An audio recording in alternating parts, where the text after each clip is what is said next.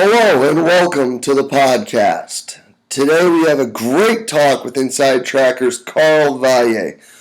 Carl and I get into a great talk about technology and sport performance.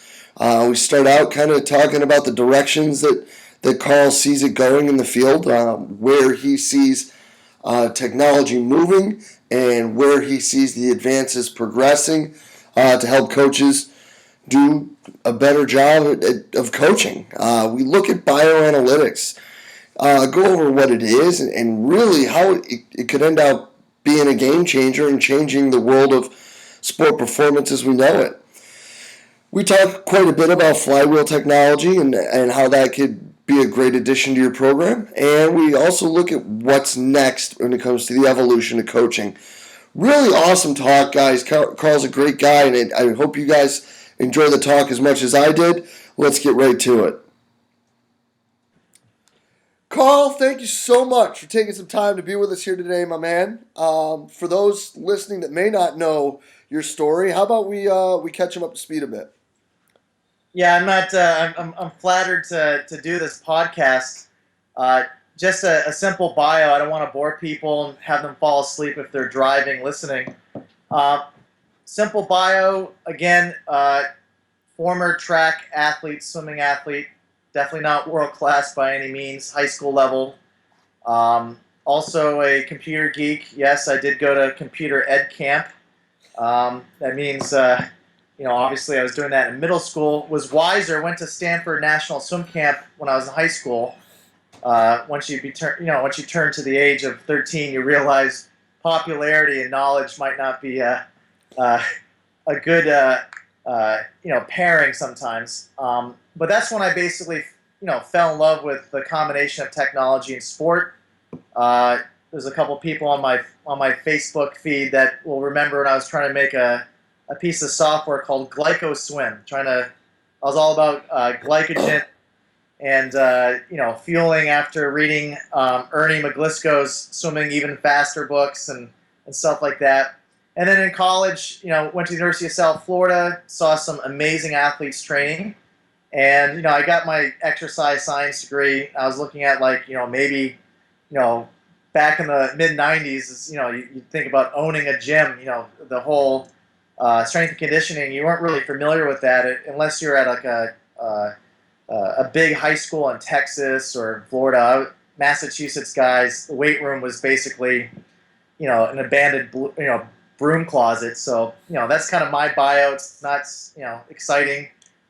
It's pretty straightforward. Most people they see something and want to be part of it. And I've been in the technology / sports performance world since '97. My first job was a 1 day a week swim coach for Friday swim, which is the optional day for people that were doing club training. And they gave a day off, and Saturday and Sunday was training. So, basically a lane technique coach. And I liked that and wanted to continue, but I didn't know what to do for, do I want to be a swim coach, track coach, didn't know about the strength and conditioning stuff. So I kind of did a little bit of both. Coached high school track and high school swimming for 7 years. 3 or 4 years of college and junior college coaching. And then recently just focused on a couple post-collegiate guys, not too much. I don't have anyone going to world championships this year. Had a couple guys go to, recent Olympics. And, the main thing is that I look at myself as a part-time coach and a full-time data / technology consumer reports guy for coaches. And that's what I pretty much do most of the time is about 20 hours a day doing the tech and the data. And then about 12 to 18 hours, depending on, the season and, a little part-time coaching and either, sports performance and track and field. Awesome. Now, being the tech guy, let's kind of start out there. Obviously, there's a smorgasbord of things flying around right now, and if you look at social media, there is a ton of hot topics, debates, questions, things of that nature. So, maybe that's a kind of an indirect question of saying, okay, what's hot right now? and what people should care about? I think that's fair. Let's go with that first. Okay, so looking at technology, data, everyone wants that. It's the new oil. Um, I'm making some predictions. Going to add a little excitement here.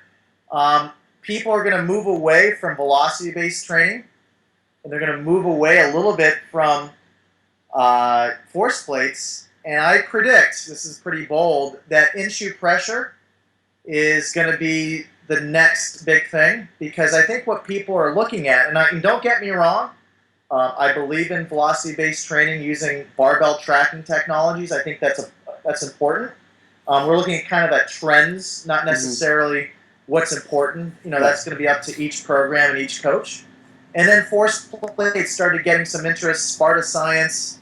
There's a company out there in California that I keep messing up their name. It's like 3CPO or things like that. Basketball program that is doing a lot of force plate stuff. I'm not familiar with them. I can't keep up with the commercial market. Really focus more on the sports science and then the equipment itself, not necessarily the private side. And now people are starting to realize, okay, bar velocity is a product of putting the forces down through the ground and the bars coming up. Then force plate started. A lot of guys are doing some stuff interpreting that, but it's a vertical jump. Right now, in-shoe pressure is getting the anatomical and the kinetic data of each foot strike. So now you can see things are going to get a lot more complicated. You can do that. It's been around for 30, 40 years plus. Gait analysis, it's always been sort of lavish. Now it's starting to become more on the field. So that is my prediction. There's a lot of stuff that's obviously being in Boston. There's TechScan. In Germany, there's a couple products, Novell, and now Modicon is probably, in my opinion, going to create a lot of inbound rushes to have distributors, and because the price point's coming down and you're getting it wireless, so it's minimally invasive, if you will. So it's not like you're like looking like a robot with wires and stuff. So a lot of great potential there, but you really need to be careful before you jump into anything like that. Right. When we're talking the complexities of the foot, the data that you get there, all the necessary levels of knowledge of the anatomy, you can't just, it's not like, some other data sets that are a little bit more crude. You better know what you're doing, because a lot of the interventions can cause a huge nightmare of cascading problems. So I think one thing to think about is like an example of fifth metatarsal fractures in the NBA. Yeah. Wrote a blog about that on the BSMPG. Suggested that people pressure map. It's more than just pressure mapping in terms of forces. Obviously, there's remodeling of tissue, and that's usually nutrients like vitamin D, calcium, caloric intake. And then there's the workload that you're being put on. So a combination of things like GPS, player tracking technologies, clearly Catapult is that general body workload. But what we're seeing is probably a combination of things of the actual foot strike.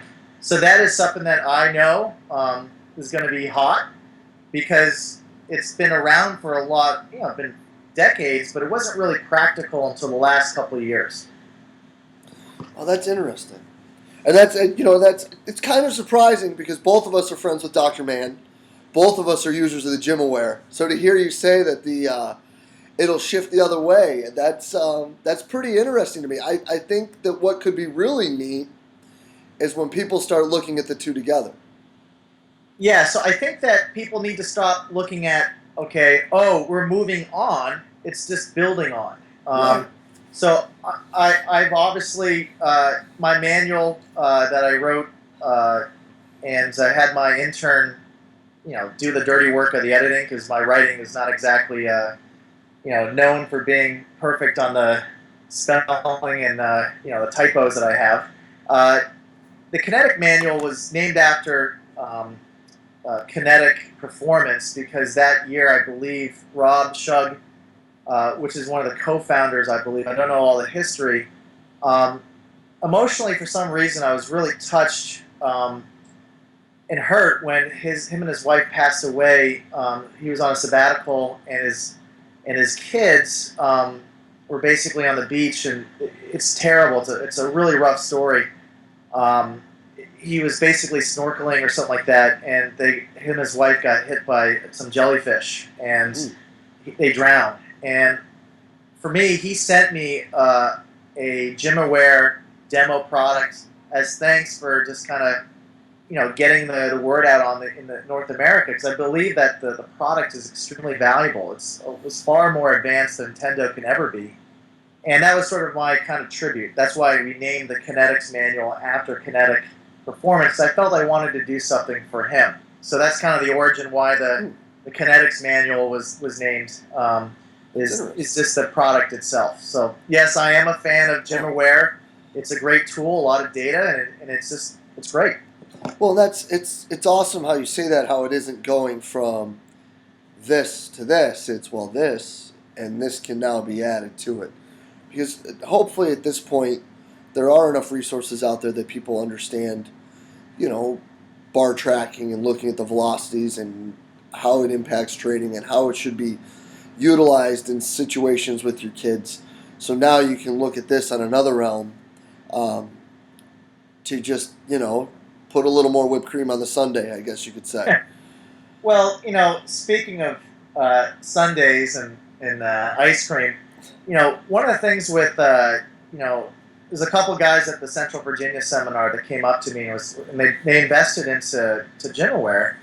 And obviously it's a solid product, but things that I care about is apparently I'm the only one that's worried about squat depth.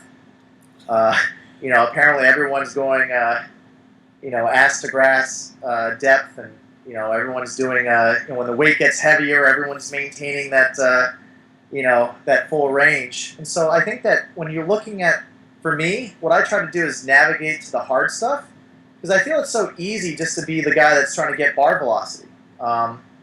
In this day and age, I'm not looking at just getting because that Dr. Gill study on instant feedback, with some of the YouTubes of certain schools where everyone's sounding like a WWE wrestler screaming, do we need more adrenaline? So I think sometimes it's okay just to have a good workout and not max out and try to get huge outputs. I think there's something to be said for getting the as much as necessary, as Hank would say. Mm-hmm. So I think that with all these products out there, try to use them to get the things that are realistic and that are going to get you the results. Everyone's after the not even the whipped cream. They're looking for like the jimmies and the cherries. Mm-hmm. So I think that's probably something that people have to think about. Is not pursuing the sprinkles or whatever they call. I don't. I'm a guy that just likes chocolate shakes. So I don't know what people have on their sundaes, but I think that people need to be honest, and if they can start looking at the stuff that matters, then we'll make progress. Yeah. So then what's next after that?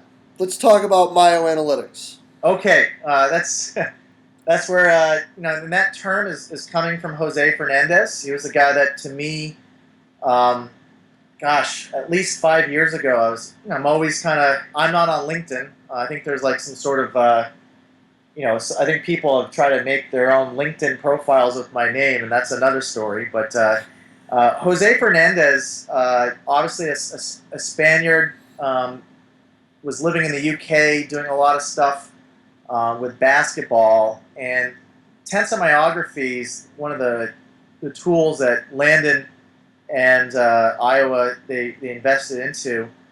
He's done a wonderful job of taking this device that samples basically tissue tone of muscle. And so Myo-analytics was sort of saying, okay, there's all these devices. There's myotone.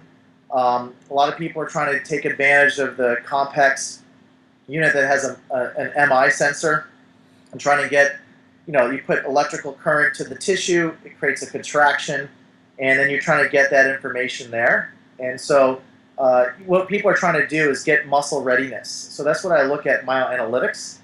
And when you look at the injury reports on NFL.com, you probably see a joint, bone or tissue. No one's like, oh, he's out with low HRV or mitochondria biogenesis is low.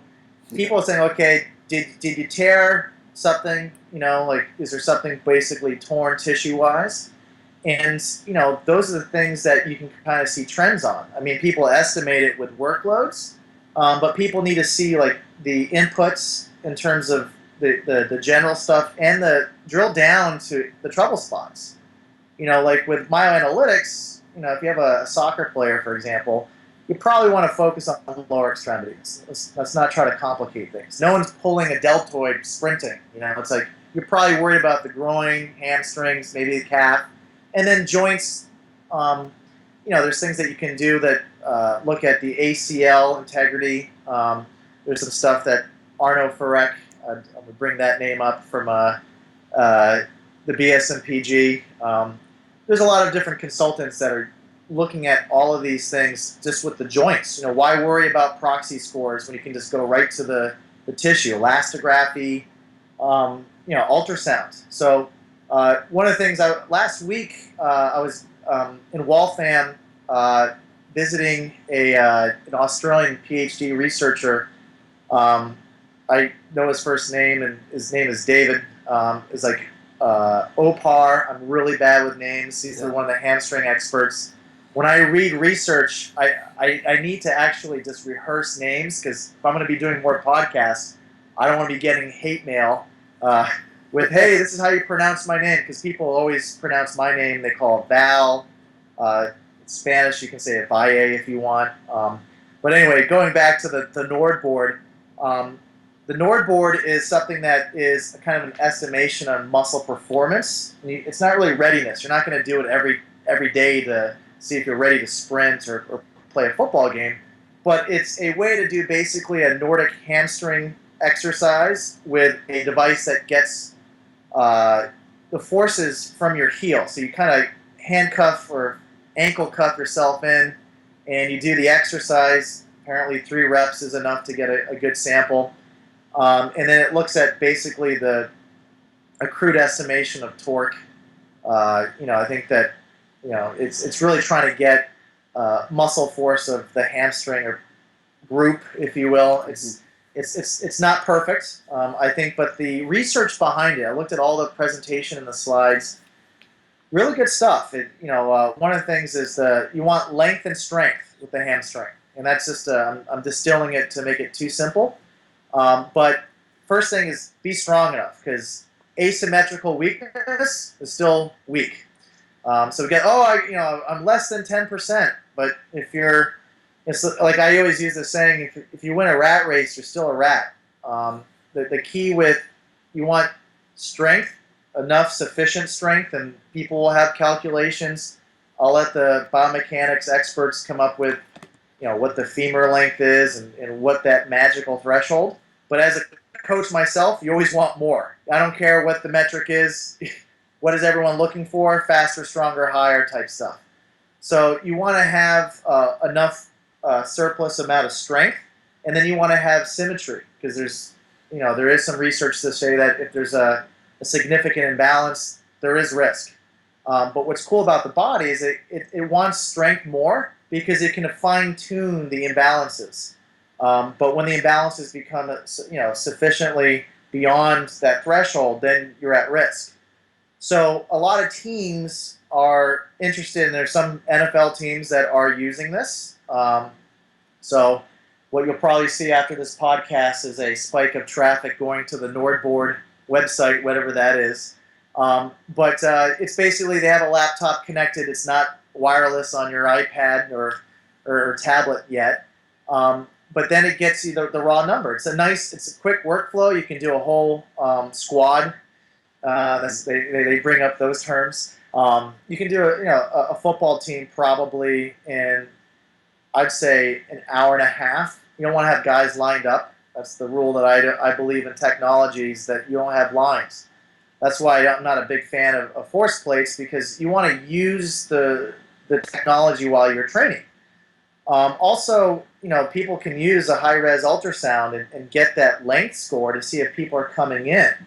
One of the things with testing is that, like, for example, if you're doing a conditioning test and a guy's not in shape, well, now he's tired because you just used a physical strain. Certain testing, like obviously Myo-analytics type products, it's passive. Like a blood draw, for example, no one gets tired from that because you're only getting like 50 milliliters or something like that. Saliva, no one gets, oh, my jaw's tired. So a lot of this passive biochemical and myo-analytic stuff, it's just valuable to get, and you don't have to worry about fatigue. If someone's not used to doing a Nordic exercise, they're going to have residual soreness because any athlete, especially in America, wants to max out the score.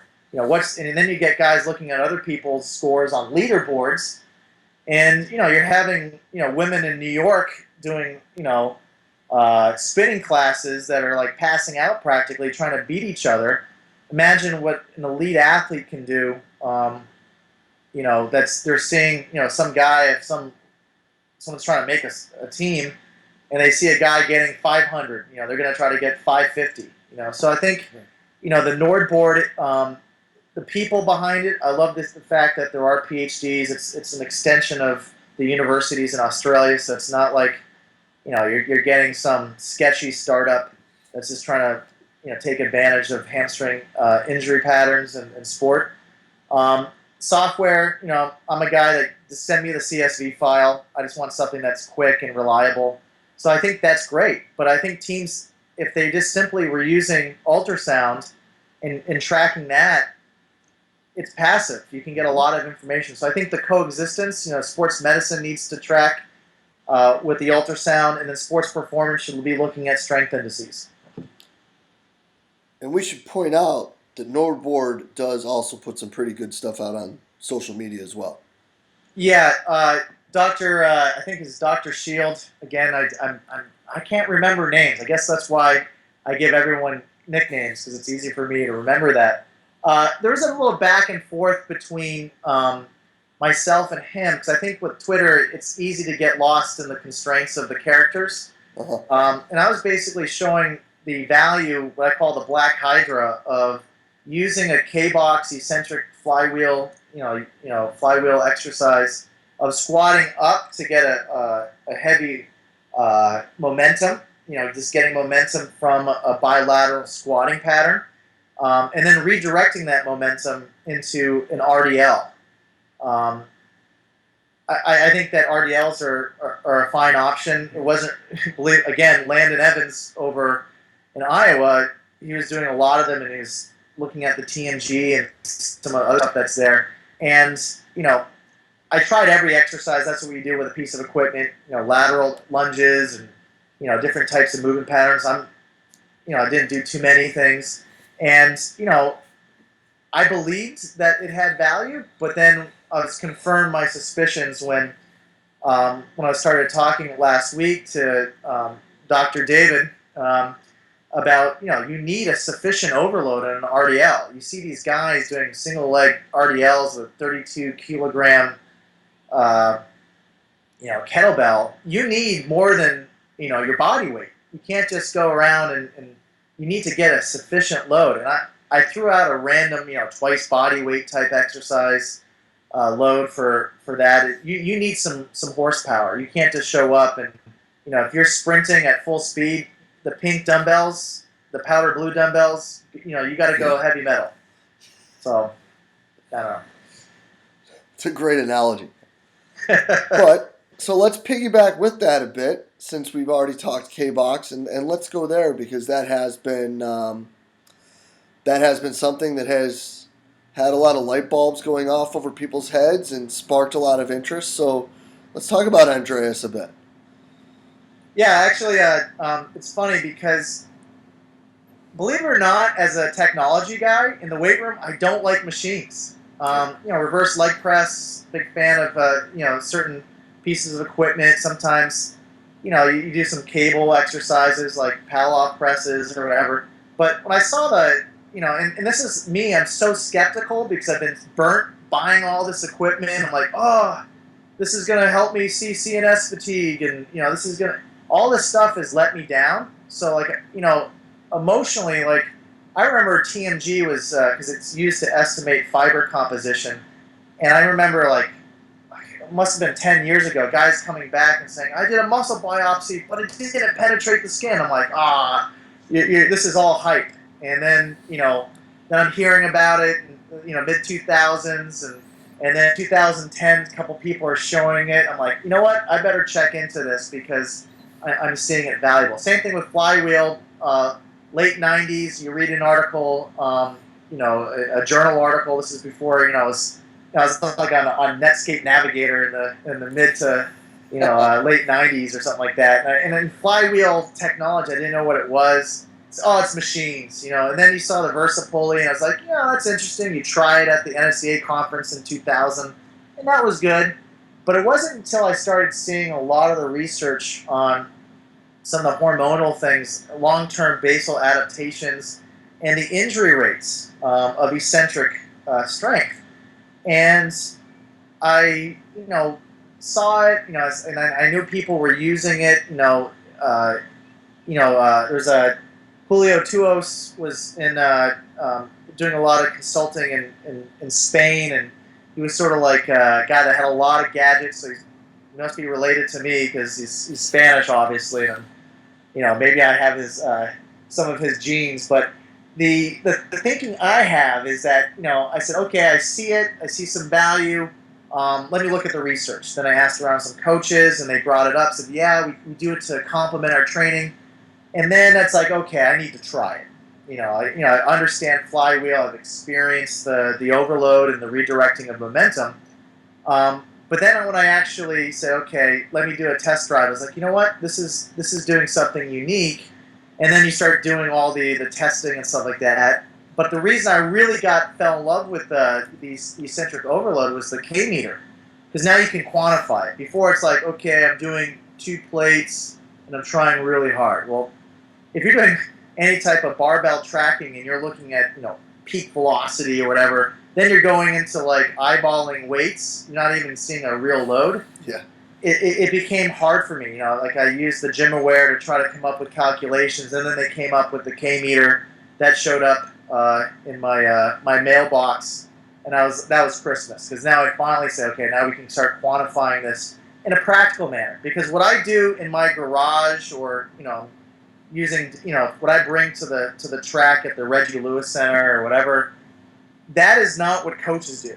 So what I do, I never suggest any of it, because I like to open up pieces of equipment and, I'm still a kid in terms of wanting to see, is this made actually in Switzerland, or is this made, is this something that you can get from an Indiegogo campaign?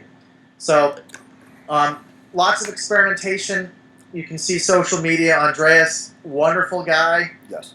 Trusted me to kind of do some reconnaissance. A couple of years ago, I know there's someone in Denmark that did a custom job and took the pieces and did some really cool things. So I think that that technology is going to be, hey, they used it in NASA to help, because there's no weight that you can really do. So they wanted to use your forces to create those loads. So, but obviously we're terrestrial. So like, okay, how do you kind of use that? Because, that's what everyone says. NASA. Everyone says NASA. But like, for example, biofoam, it's like 50 years old. So if you land in the Logan Airport, and some of these strength coaches that are traveling to Boston, look at how old all this technology from NASA is and how little we're using. It's embarrassing. And NASA's big, so everyone's like, oh, we're working with NASA. It's like, all right, I interviewed Dr. Cagle from NASA. From NASA. People got to calm down. It's like space age. It's nice, the Mars project, but like we got bigger fish to fry. Guys are getting pulled over at DUI, and then people say, well, oh, we're using the latest GPS technology. It's like, well, all right, let's make sure that you're taking care of the basics before we look at player load. So that's some of the things that I'm rambling here because it's 4 p.m. and I'm low on caffeine. But that's kind of. Those are my rants, and as you know from my earlier tweet, I was getting annoyed by the compression, the new compression startups that are coming out and promising, muscle regeneration and all these extreme, hype that we're seeing. So, I don't know. That's That's me in a interesting. nutshell. Compression, huh? Hmm. And I think the funny part when you look at all of the technology and all of the things that have brewed up as long as training has come and has gone on and as far as it's going, um, is there still anything more reliable than a Bosco test? You know, I mean, it's Yeah, at the end of the day, I explain this to people because right now a lot of the athlete management systems, excuse me, a lot of them are like, okay, we're getting all this data, and finally now people are aggregating multiple data streams, and for me, the ultimate test is probably performance. I yeah, explain that. I said, if you look at data integrity, training data is number one, right? That's like our food.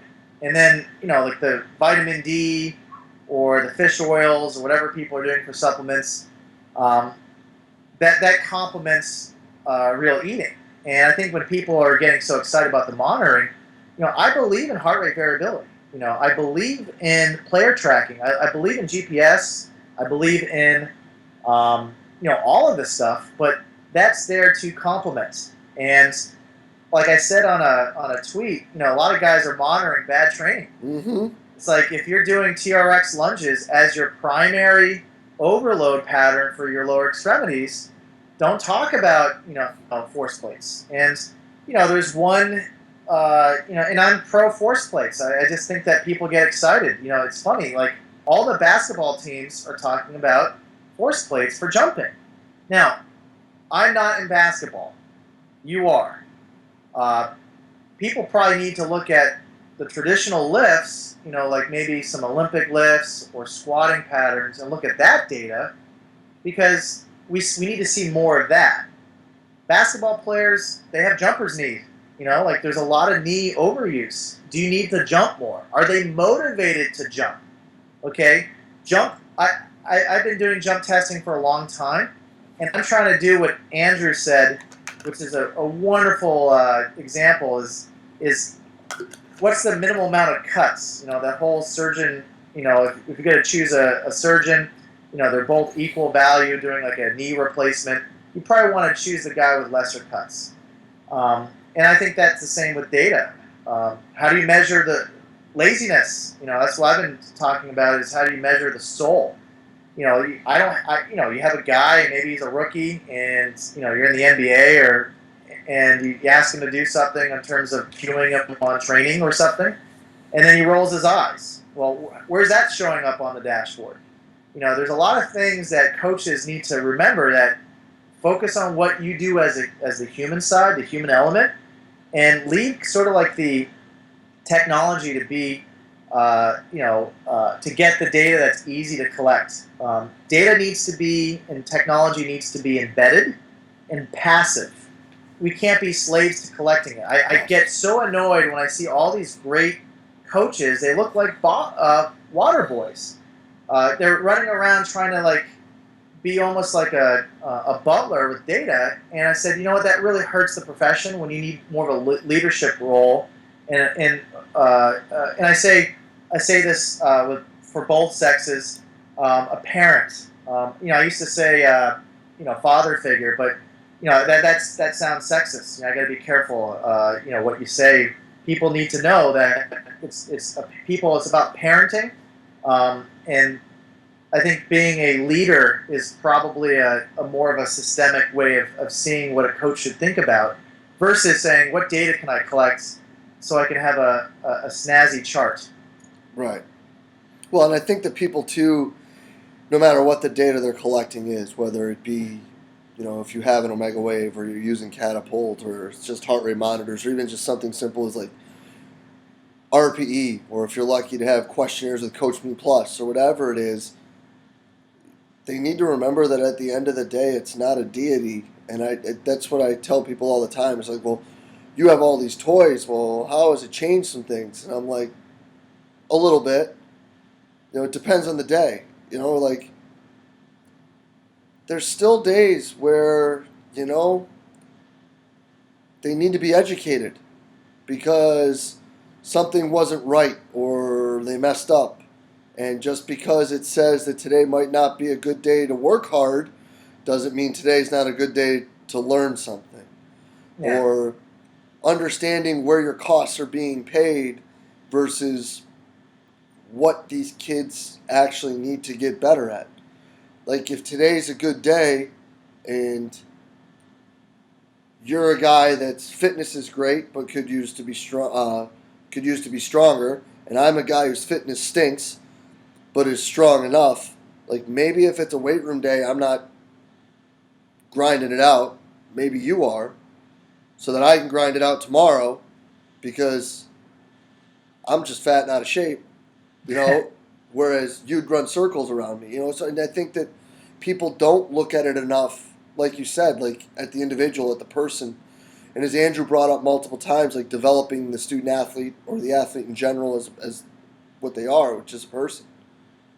Yeah, I know and I'll be honest, is like once you've get access to all these toys and you've measured everything, and you have all the latest, greatest, you get the prototypes in, you get to sneak peek.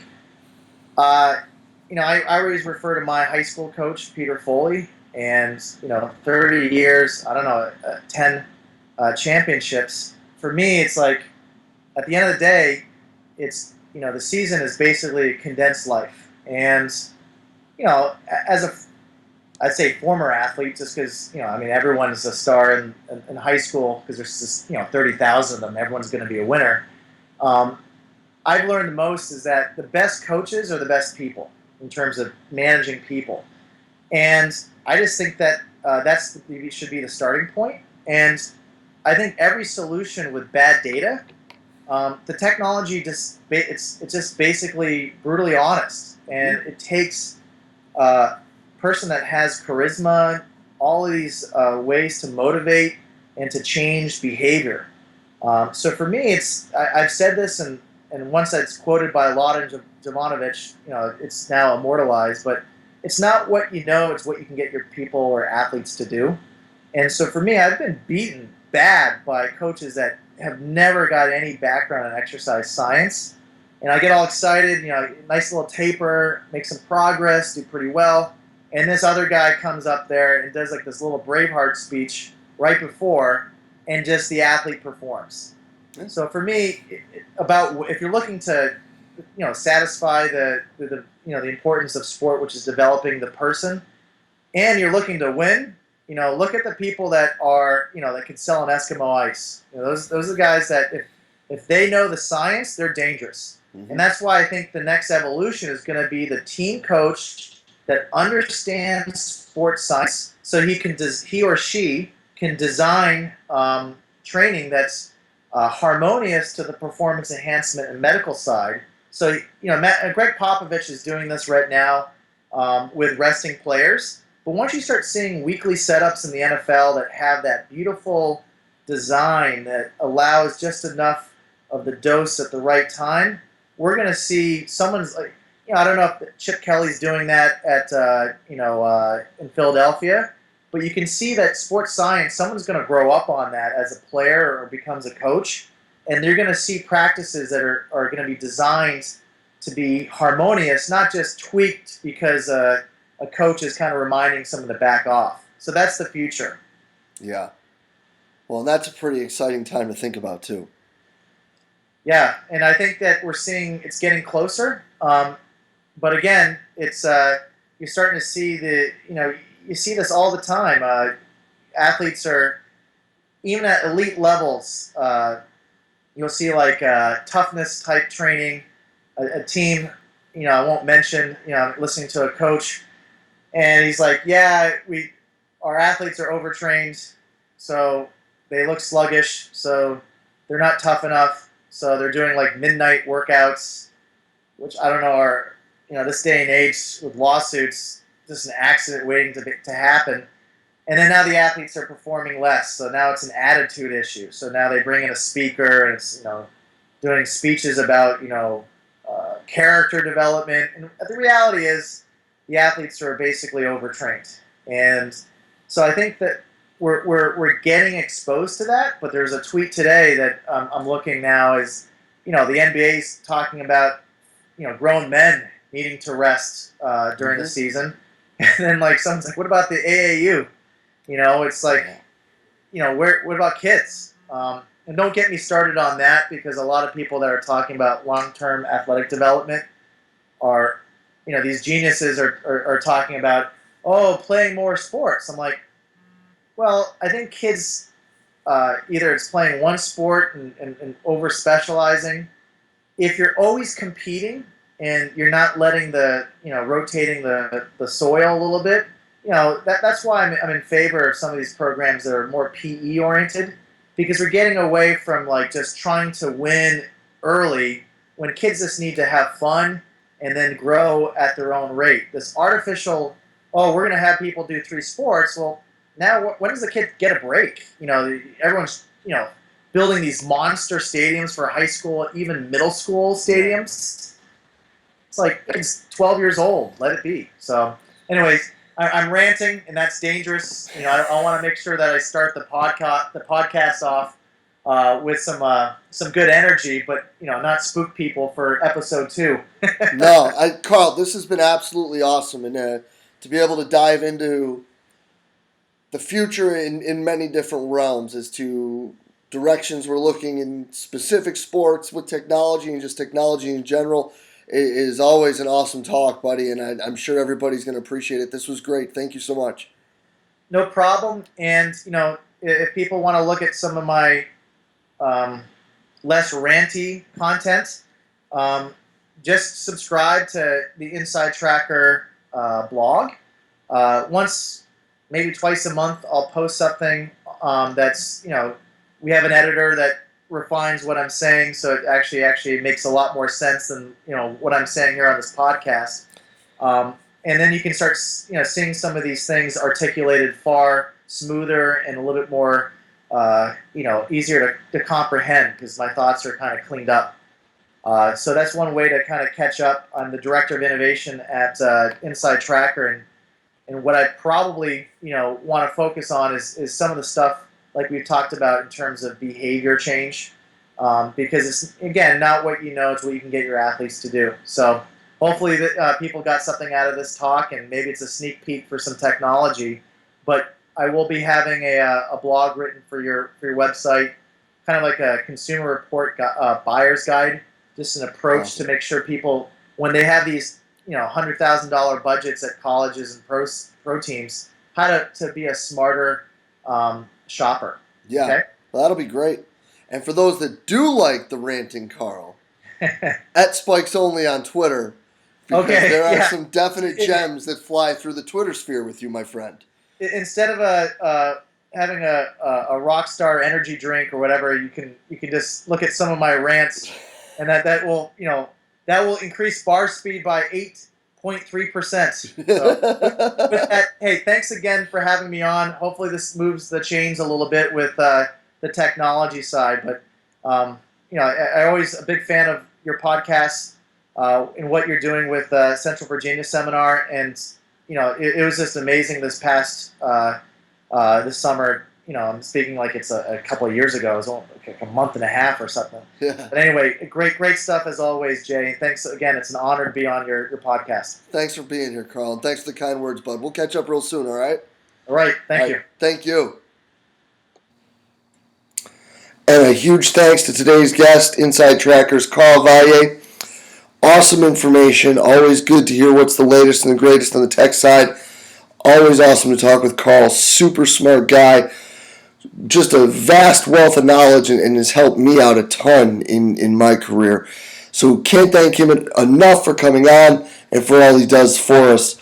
And as always, guys, if you enjoyed it, share it for us, please. Go ahead, pass the information around.